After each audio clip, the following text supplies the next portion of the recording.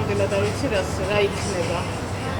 ძალიან ცუდ მდგომარეობაში ვარ, რა ვიცი ხა. თუმცა დიდი ვალდებულება გაქვს ბანკის, ძალიან ძნელია რა ვიცი. რამდენიმე საათში ქვეყნის ცენტრალური გამზერი მომდევნო 4 თვის განმავლობაში სრულად ჩაიკეტება. მერია რუსთაველის გამზერის რეაბილიტაციას იწყებს. ამ სამუშაოების გამო შეიზღუდება კაფეებისა და რესტორნების გარე სივრცეების მუშაობაც. ველაზე დიდი გამოწვევა ტურისტულ სეზონზე რუსთაველის დაკეტვა სწორედ კერძო ბიზნესისთვისაა. მათ მერიისგან გაფრთხილება 2 დღით ადრე მიიღეს. მთავრობამ ამაზე უნდა იფიქროს ალბათ. ალბათ მომხმარებლების რაოდენობა შემცირდება. თავისთავად ამ წვერი დაუბედურებებს არც არავინ არ დაჭდება. ამ ბიზნესით მუშაობს და ამით ცხოვრობს და ეს თუ არ იქნება რა ვიცი. როგორ ფიქრობთ 4 თვეში რამდენად არის და არ საკმარისი? მგონია.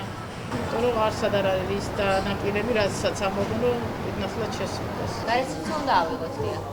ეს უკვე არის ხო მოთხოვნა რომ უნდა აიღოთ? კი, უგაწოდეს კი, მაგრამ რანაირად გავაგრძელებთ თვითონ დისტრიბუციის მოწოდებას და იგი უკვე არ ვიცი.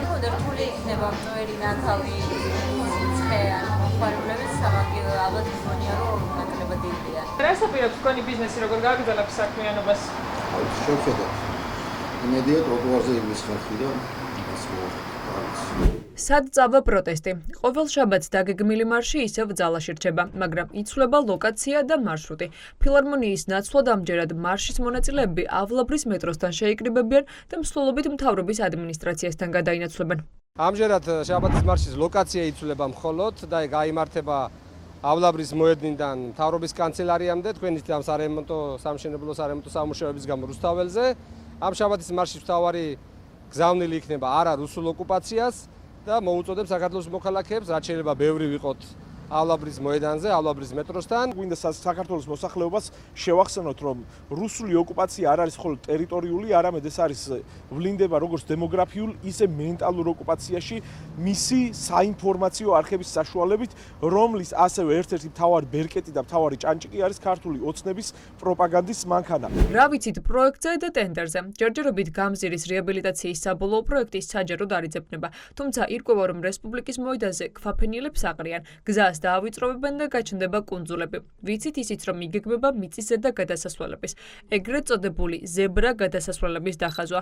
2 წელი და 3 უშედეგო მცდელობა დასჭერდა მერიას რუსთაველის გამზირის რეაბილიტაციის დასაწყებად, რომელიც საბოლოოდ ქართული ოცნების შემომწირვალ კომპანიას ბექაუდიშარიას ქვისლის Smart Solutions ჩააბარეს. ფაქტობრივად კონკურენციის გარეშე ჩაატარეს ტენდერი, მხოლოდ ერთმა კომპანიამ მიიღო 3 ლოტში მონაწილეობა, კონკურენტი მას არ ყავდა და თან ამოდროულად ეს კომპანია არის ქართული ოცნების ხელმძღვანელობასთან, ამ შემთხვევაში ბექაუდიშარიასთან დაახლოებული პირის კომპანია.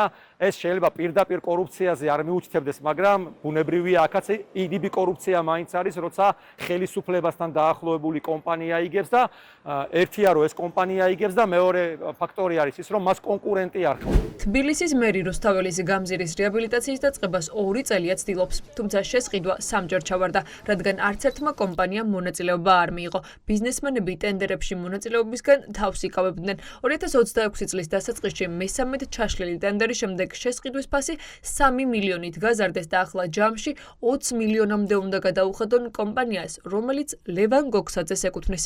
პირველივე ტენდერი, რომელიც გამოაცხადა კალაძემ და ჩაფიქრებული იყო, რომ ეს ტენდერი ამ ტენდერს უნდა დაეშალას პროტესტში ყოფი ადამიანები, ანუ ამ მიზნით იყო გამოცხადებული. ხო, რაღაცა გვერდის სავლით თითქოს რაღაცა სასტრაფო რეაბილიტაცია იყო საჭირო, შესაძლებელი იყო რამე კონფლიქტი მომხდარიყო და თვითონ რაღაცა გვერდზე გადგებოდნენ და იტყოდნენ, რომ პროტესტში მყოფი